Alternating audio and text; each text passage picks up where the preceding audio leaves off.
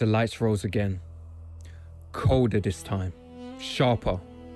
Like a blade disguised as brilliance. Kam Patterson stood beneath them in the place every comedian dreams of standing, the stage of Saturday Night Live. He had done it once before, and now he returned. Older in presence, steadier in purpose, yet this time, something was different. We're an interracial homosexual couple, so as you can imagine, Lachlan Mulchberger said some pretty crazy stuff to us. But he did get us over $200,000, so we cool with it.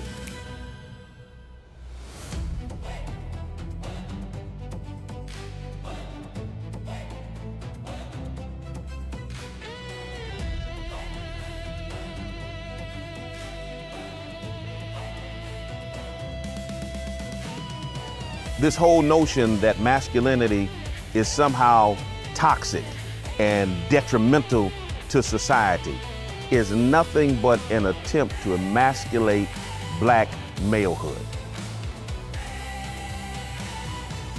I mean, I'm a conspiracy theorist to a degree. Like when I connect dots that maybe shouldn't be connected, I don't know. But certain dots, like when I see that they put every black man in the movies in a dress at some point in their career, I'll be connecting them down like, wow, these brothers gotta wear a dress. And this is what this is. Comedy, acting, it's an art. Yeah. So why can't we have the same ability to demonstrate ourselves artistically and our form of artistic expression comedically, however we see fit, without being judged for it?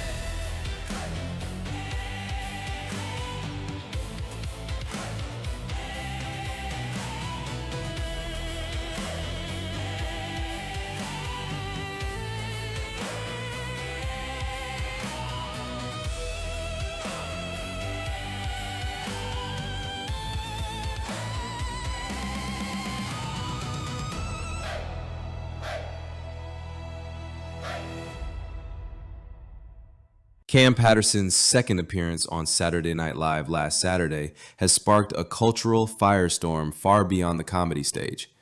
In one of his sketches, Patterson, who has long been recognized for his masculine image and controversial comments that many have labeled homophobic, portrayed a character who was seemingly gay.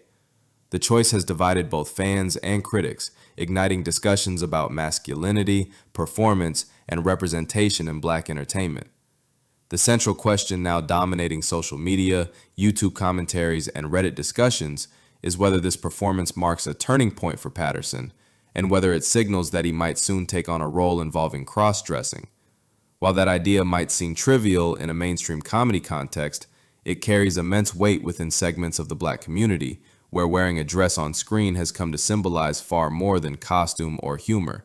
Recent controversy online, I know you don't spend all your time online, about Kevin Hart wearing a dress in the SNL skit. And Dave Chappelle spoke about that. As a comedian, black actors are always, being asked to wear dresses. Have you ran into that? And what do you think about that whole Illuminati theory that people put out there about that?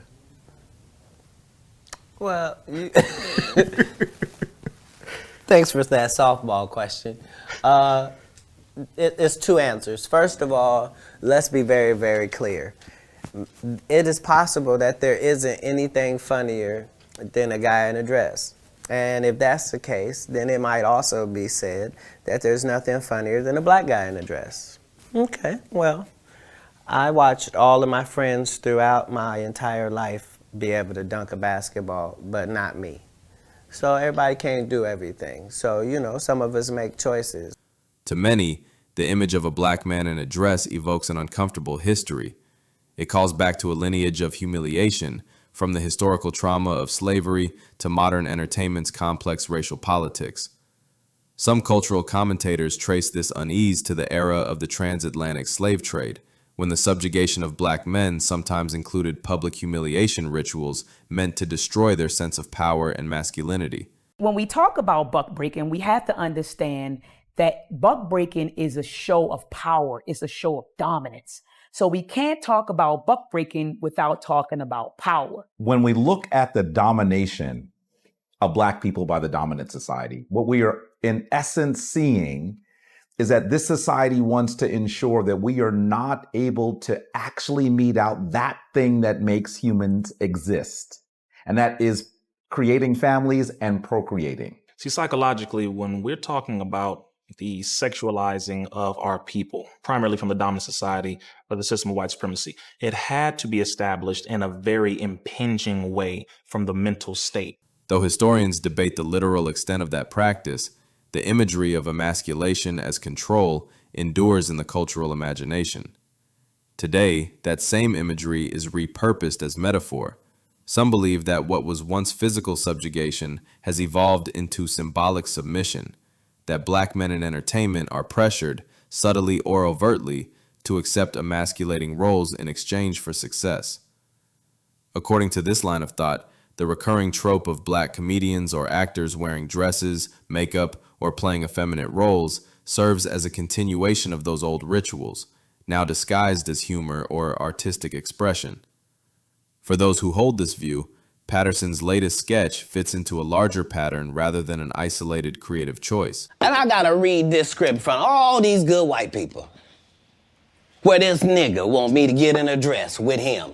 And I'm literally saying to everybody, why is he in a dress again? You already played the old lady as an FBI agent. Not everyone agrees, however.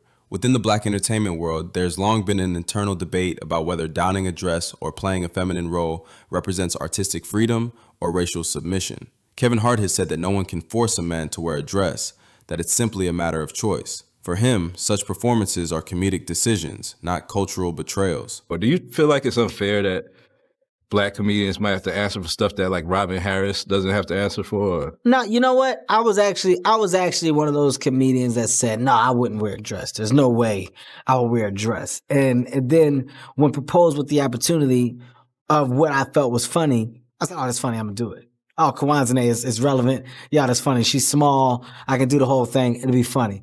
I think now, knowing about the opportunities that can be thrown at you, it's all about choice. You know, nobody makes you do anything. Right. Nobody says this is what you got to do. This is the only way that you're going to do it. Nobody made Martin put on a dress in Big Mama's house. Nobody made Tyler Perry put on the dress as Medea. Nobody made Jamie Foxx put on the dress as Wanda, and nobody made Martin do it as Shanae. Aries Spears echoes a similar sentiment, reminding audiences that men dressing up as women has been one of the oldest comedic devices, predating modern television by centuries. From vaudeville to sketch comedy, cross-dressing has often been used as a tool of absurdity and laughter. Black people, for the love of God, let's have balance and perspective. First of all, men in drag has been an old comedy staple since comedy. And Milton Berle has done it, Tom Hanks and Bosom Buddies, Dustin Hoffman won an Oscar for it in Tootsie. Yep. Fucking Robin Williams destroyed it at Mrs. Doubtfire. And I'm taking a little bit of what Marlon Wayans said, because he did an interview with Big Boy. Yeah. And he said, he goes, how do you feel about women in dresses and what Kat said? He said, you talking to a man that was in a dress. And he goes, why is it that black people have been brainwashed to believe that somehow if we're artists, and this is what this is, comedy, acting, it's an art. Yeah. So why can't we have the same ability to demonstrate ourselves artistically and our form of artistic expression comedically, however we see fit, without being judged for it? But others vehemently disagree. Comedians like Cat Williams and T.K. Kirkland have both said publicly that they would never put on a dress, regardless of the context. To them, there's a clear line between acting and humiliation, between comedy and compromise. Social commentators such as Tariq Nasheed frame it as part of a deliberate pattern of emasculating imagery imposed upon successful black men, a symbolic ritual that has persisted through generations. We need resources in education. We need resources in labor. We need resources in politics. We need resources in medical. We need resources in so many things, but they ignore that and they put millions and even billions of dollars to tell us that you need to really embrace your LBGT side. So these people have an agenda, and it's up to us to understand what the agenda is. Dave Chappelle famously shared a story years ago about being asked to wear a dress for a skit and refusing. His refusal became a rallying point for many who shared this view, an act of defiance interpreted as a statement of dignity. Yet, some observant fans later unearthed early footage of Chappelle wearing a dress and makeup in an old Howard Stern skit, complicating the narrative. This contradiction illustrates how deeply layered and emotionally charged the discussion has become. For Kam Patterson, the situation is particularly delicate. His public persona is that of a brash, confident, sometimes abrasive comic whose humor often toes the line between daring and divisive. For such a figure, portraying a gay man on one of television's biggest stages can be read as either artistic growth or capitulation. Some fans see it as hypocrisy. A man once critical of queer expression, now embodying it for applause. I say, hey man, well you slapped on my ass during the games. Was that like a gay thing? Or that more like a basketball thing? He said, nah man, that was strictly a basketball thing. I said, okay, I understand, but I didn't play. Others interpret it as a maturing artist, using performance to explore new dimensions of identity and humor. What complicates this further is how differently audiences interpret intention and symbolism. In mainstream American comedy, playing a gay or effeminate character is often seen as harmless, even progressive, a sign of range and inclusivity. But in Black communities, where notions of masculinity and respectability have long carried social and historical weight, the meaning changes. For many, strength and pride are not just personal traits, but cultural defenses, built in response to centuries of emasculation. When a Black entertainer appears to undermine those traits, even in jest, it can feel like more than a joke. I did a movie, Where's the Money? You can check it out. There was a scene, they asked me to wear a dress. I ain't had no problem wearing a dress. I didn't care, but I knew the rumors. The rumors are Black man wearing a dress. So I was like, fuck no, I ain't wearing your dress. Get the fuck out my trailer. And I didn't wear the dress. I wore a diaper instead. This is why Patterson's performance has triggered such visceral responses online. On Reddit and YouTube, debates rage between those who applaud him for branching out and those who accuse him of participating in a larger system of symbolic control. Some argue that the outrage itself reveals the fragility of masculinity, that a man's strength should not depend on refusing to wear a costume. Others counter that the issue isn't the costume, but the context. Who writes the jokes, who benefits from them, and how those images circulate through culture. Within this conversation, the idea of choice becomes complicated. While Hart and others argue that no one forces a man into a dress, critics question how free that choice really is when careers, visibility, and financial opportunities depend on compliance with certain unspoken rules. If the entertainment industry tends to reward those who conform to particular narratives or aesthetics, is the decision still purely voluntary? Or does it become a new form of subtle coercion, a modernized ritual of control masked as career advancement? A lot of Black comedians wore dresses. The world changed because then, I mean, I was always against it. Yeah. I'm being honest. I really was. Yeah. Me too. I would never want to see nobody dress up like a woman, and I never wanted to impersonate anyone. Because I used to always say, I'm so fly, why would I want to be another motherfucker? That used to be my line. The larger question then isn't just whether Kam Patterson wore a dress or acted gay.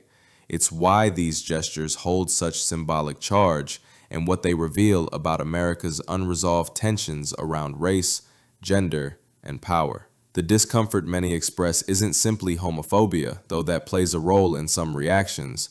It's also an unease rooted in the collective memory of degradation and the suspicion that certain images, repeated often enough, can influence how a culture views its men. At the same time, the idea that Black men should never show vulnerability, softness, or fluidity is itself a kind of imprisonment. By defining masculinity so narrowly, the community risks reinforcing the very rigidity that has long been weaponized against it. If a Black man playing a gay role automatically reads as surrender, then artistic freedom becomes impossible. The deeper challenge is to separate performance from submission, creativity from control. In that sense, Kam Patterson's SNL appearance has become a cultural litmus test. It reflects the ongoing struggle within Black entertainment between tradition and experimentation, resistance and assimilation. Some will see his portrayal as a bold act, a rejection of fear and stereotype. Others will see it as proof of the industry's persistent demand for Black men